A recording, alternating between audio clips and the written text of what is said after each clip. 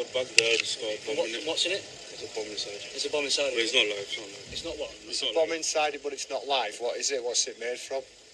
Pressure cooker. A pressure cooker. And what's in it? So it's not live? Gunpowder. There's gunpowder in a pressure cooker. A clinical support worker who planned to carry out a devastating terrorist attack at a hospital, intending to kill as many nurses as possible, has been sentenced to life in prison with a minimum term of 37 years. Mohammed Farouk, 29, from Leeds, was described as a self-radicalised lone wolf terrorist during his trial at Sheffield Crown Court.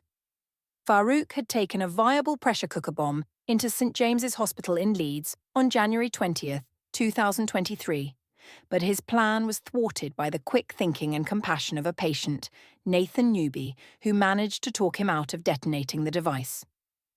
Mrs. Justice Chima Grubb, the presiding judge, praised Newby as an extraordinary, ordinary man whose decency and kindness prevented a potential atrocity in the hospital's maternity wing.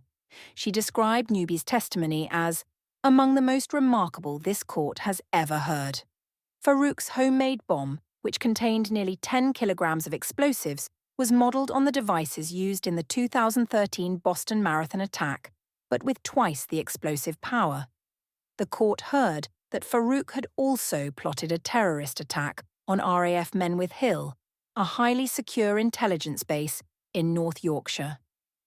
During the trial, it emerged that Farouk was motivated by radical Islamist ideology and a deep-seated hatred toward his colleagues at the hospital, particularly nurses. He told Newby, who was outside the hospital having a cigarette, about his grievances and his plan to kill as many nurses as possible. Newby's intervention not only saved lives, but also led to Farouk's arrest. In her sentencing remarks, Mrs. Justice Chima Grubb emphasised the gravity of Farouk's intentions, stating, "This was deliberately to cause maximum damage to life. But at the end, your courage failed you, and the kind thoughtfulness of a passing stranger saved you and those you targeted." She added that Farouk's responsibility for his actions was not diminished by his failure to carry out the attack, noting that he had been prepared to do the unthinkable by detonating a bomb in a hospital. The judge also highlighted that Farouk's emotional turmoil and eventual decision to stand down did not excuse his actions. Farouk, who had worked as a clinical support worker at St James's Hospital, admitted to firearms offences, possessing an explosive substance with intent, and having a document likely to be useful to someone preparing or committing an act of terrorism. He denied charges of preparing acts of terrorism, but was found guilty following a 3-week trial last year. Prosecutors revealed that Farouk's electronic devices contained evidence of his extremist views, including hatred toward his colleagues and non-believers. Bethan David, head of the Crown Prosecution Service's Counter-Terrorism Division, stated, "The extremist views Farouk holds are a threat to our society, and I am pleased the jury found him guilty of his crimes." Phil Wood, Chief Executive of Leeds Teaching Hospitals NHS Trust, commended Newby for his courage and initiative on the day of the incident.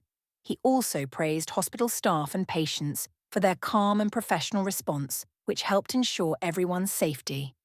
Wood added, "Today's sentencing helps us continue to move on from the events of that morning.